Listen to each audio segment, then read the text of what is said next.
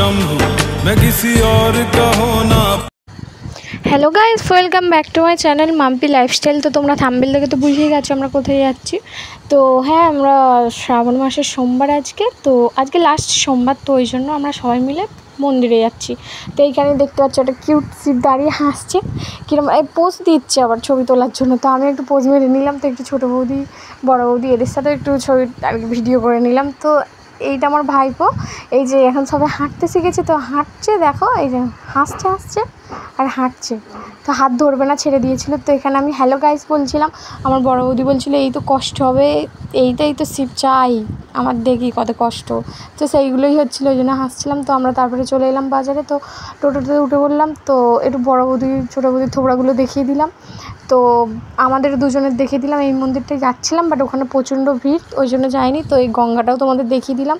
তো আমরা এই মন্দিরটায় এসেছি, এটা একটা মানে অনেক রকম ঠাকুর আছে, সব রকম।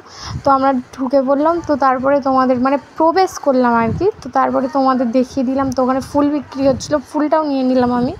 তো এই মন্দিরটাই আমরা জল ঢালবো শিবের মাথায়। তো দেখতেই পাচ্ছ শিব দাঁড়িয়ে আছে, বসে আছে, আরও কত কী করে আছে। আমিও তো জায়গাটা দেখে নিচ্ছি, তোমাদেরও একটু দেখিয়ে দিলাম।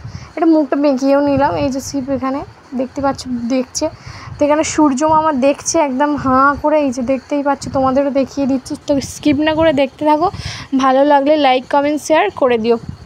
তো তারপরে পুজো দেওয়া হয়ে গেছে। তো আমার ভাইপো পড়ে যাচ্ছিলো, আমি একটু পোজ মেরে নিচ্ছিলাম। তো এবারে বাড়ির জন্য রওনা দিচ্ছি। তো দেখতে থাকো।